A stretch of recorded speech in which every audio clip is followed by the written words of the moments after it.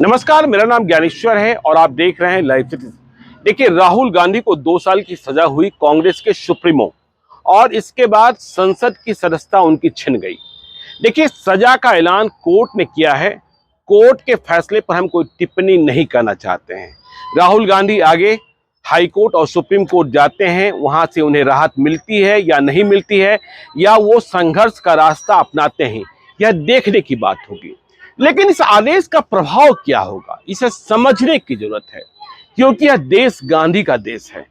मैं राहुल गांधी की बात नहीं कर रहा, मैं महात्मा गांधी की बात कर रहा, जिसे राष्ट्रपिता बापू कहते हैं। तो क्या प्रभाव पड़ेगा? देखिए, मैं अपनी बात करूं, मैं जब 7वीं 8वीं कक्षा में था, स्टैंडर्ड 8 में था, तो इस देश में नारा लगता था। मैं गलियों में, मोहल्लों में सुनता था, मेरा बचपन था, गली गली में शोर है, इंदिरा गांधी चोर है। इमरजेंसी आई और सब कुछ हुआ, लेकिन ऐसा नहीं हुआ कि गली गली में शोर है, इंदिरा गांधी चोर है, ऐसा कहने वालों को जेल भेज दिया गया। इमरजेंसी आपातकाल की यातनाएं अलग जगह हैं, जिनकी सजा इंदिरा गांधी ने भुगती, और इंदिरा गांधी फिर से कैसे खड़ी हुई। बिहार का बड़ा योगदान रहा, बेलछी कांड, और फिर बेलछी में वहां हाथी से पहुंचना, यह सब बात आप जानते हैं। लेकिन हम कहना क्या चाहते हैं, इस बात को समझिए। देखिए, मैं बिहार के संदर्भ में बात करता हूं, बिहार की ही बात करता हूं। अब क्या होगा? क्या आप तेजस्वी यादव के बारे में कुछ कह पाएंगे? मुझे याद है, लालू यादव सजा याफ्ता नहीं हुए थे, लालू यादव पर आरोप ही लगे थे। जब एफआईआर दर्ज होती है, आरोप लगते हैं, इसका मतलब यह नहीं कि कोई व्यक्ति वह बिल्कुल आरोप प्रमाणित हो गया उसके खिलाफ। लेकिन बिहार में 90 का वह दौर भी याद कीजिए, बीजेपी वाले ही सबसे ज्यादा हंगामा कर रहे थे। लालू यादव गद्दी छोर, चारा चोर गद्दी छोर। तो क्या अब इस फैसले के बाद जो राहुल गांधी का फैसला हुआ है, लोग कह रहे हैं 50 वर्षों के इतिहास में जो यह कानून है, 2 साल की सजा। देखिए, राहुल गांधी को भी मलाल हो रहा होगा कि जब मनमोहन सिंह कानून बना रहे थे, तो वह संसद में पन्नों को क्यों फाड़ रहे थे। मनमोहन सिंह का इरादा कुछ और था। आज गिरिराज सिंह ने कहा कि लालू यादव का श्राप राहुल गांधी को लग गया, लेकिन हम उन बातों में नहीं जाना चाहते हैं। हम जो वर्तमान संदर्भ है और जो लोकतांत्रिक व्यवस्था है, देखिए, इस फैसले के बाद क्या आप किसी को बिना आरोप प्रमाणित किए या बिना सजा याफ्ता हुए कुछ कह सकेंगे? यह देश गांधी का है। ऐसा नहीं कि जिस कानून में राहुल गांधी को सजा मिली है वह कानून आज का बना हुआ है, लेकिन इसका इस्तेमाल आज किया गया। पहले इन बातों पर बहुत ज्यादा ध्यान नहीं दिया जाता था, क्योंकि लोकतंत्र में ऐसी बातें होती रहती हैं। अब समझिए इस बात को कि लालू यादव के बारे में आप कुछ भी कह लें, क्योंकि वे सजा याफ्ता हो चुके हैं, कोर्ट उन्हें सजा सुना चुकी है। क्या आप तेजस्वी यादव को कुछ कह पाएंगे? नहीं कह पाएंगे। तेजस्वी यादव छोड़ दें, किसी और भी नेता को कुछ कह पाएंगे जिनके खिलाफ आप आरोप लगाते हैं? यह इस बात का भी उदाहरण है। राहुल गांधी ने आरोप कहां लगाया था, राहुल गांधी ने जो बात कही थी वह कहां कहा था, और उन्हें सजा कहां सुनाई गई, क्योंकि मुकदमा गुजरात में हुआ। तो तेजस्वी यादव की हम बात कर रहे थे। तेजस्वी यादव पर आज जो आरोप लगते हैं और जिस तरीके से बीजेपी के नेता हमलावर होते हैं, क्या इस फैसले के बाद उन्हें सीधे तौर पर तेजस्वी यादव को भ्रष्ट कह देने का अधिकार प्राप्त हो जाता है? नहीं होता है। क्यों नहीं होता है? क्योंकि तेजस्वी यादव के खिलाफ आज जो भ्रष्टाचार के आरोप लग रहे हैं, वह तेजस्वी यादव ने नहीं किया है। आईआरसीटीसी घोटाला है, लैंड फॉर जॉब स्कैम है, और यह तब का घोटाला है जब तेजस्वी यादव की उम्र ही नहीं थी, तेजस्वी यादव नाबालिग थे। और जो अच्छा किया, जो बुरा किया, वह लालू यादव ने किया। तो आज तेजस्वी यादव को कैसे आप कटघरे में खड़ा करेंगे? फिर तो ऐसा ही होगा जिस तरीके से राहुल गांधी के खिलाफ कहीं मुकदमा दर्ज हो गया, आरजेडी वाले वैसे नेताओं के खिलाफ कहीं मुकदमा दर्ज करा देंगे जहां उनकी मर्जी होगी। तो लोकतंत्र में बोलने की आजादी पर पहरा की जो बात कही जा रही है, उस बात को समझने की बात है कि ये क्या हुआ और कैसे हो रहा है। सिर्फ हम तेजस्वी यादव की ही बात नहीं करते। यदि तेजस्वी यादव का ही संदर्भ लें तो आपको मालूम है कि 2015 में जब पहली बार महागठबंधन की सरकार बनी थी, तो आरोप क्या लग रहे थे तेजस्वी यादव पर? तेजस्वी यादव वन एवं पर्यावरण मंत्री भी थे डिप्टी चीफ मिनिस्टर के साथ साथ। तो आरोप ये लग रहे थे कि तेजस्वी यादव ने अपने निर्माणाधीन मॉल की जो मिट्टी है वो काटकर संजय गांधी जैविक उद्यान, पटना में संजय गांधी बॉटेनिकल गार्डन, उसे बेच रहे हैं। उन्हें मिट्टी चोर तक कहा गया था।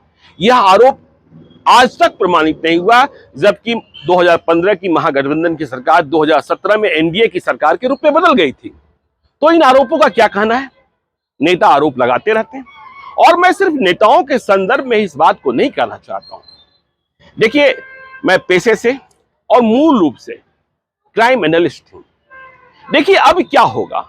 अब आप किसी थानेदार को भी चोर नहीं कह पाएंगे। क्या आरोप प्रमाणित हो गया? आप किसी बीडीओ और सीओ को चोर नहीं कह पाएंगे। क्या आरोप प्रमाणित हो गया? आप कहते हैं इनके खिलाफ भ्रष्टाचार, ये भ्रष्टाचारी हैं, क्या कह पाएंगे? नहीं कह पाएंगे। बहुत सारी स्थितियां और परिस्थितियां पैदा होंगी जिनमें अब कहा जाएगा। देखिए, सिर्फ भ्रष्टाचार की बात नहीं है। मैं यदि क्राइम की रिपोर्टिंग की बात करता हूं, मैं बिहार की ही बात करता हूं। बिहार में एक बहुत ही फेमस गैंग है, कोरहा गैंग, कटिहार से कनेक्टेड है, जिसके बारे में तमाम तरीके की बातें हैं, राहगीरों को कैसे लूट लेता है। तो कोरहा बिहार में एक जाति है, कोरहा कटिहार में एक जगह है, तो हम उसे कोरहा गैंग कह देते हैं। लेकिन जिस तरीके से राहुल गांधी को सजा मिली, अब कोरहा के रहने वाले लोग या कोरहा जाति के लोग एक मुकदमा दर्ज कर देंगे और कहेंगे कि आप संपूर्ण कोरहा जाति को आप अपमानित कर रहे हैं, चोर कह रहे हैं। तो ऐसे सारे मसले भी आएंगे, इस बात को समझने की जरूरत है। आप जाति के आधार पर गैंग की बात कर देते थे, और यह आरोप या ऐसे मुकदमे सिर्फ कांग्रेस वालों के खिलाफ, आरजेडी वालों के खिलाफ, क्या क्या बिहार में नहीं कहा गया? देखिए, राहुल गांधी की ही बात कर लें।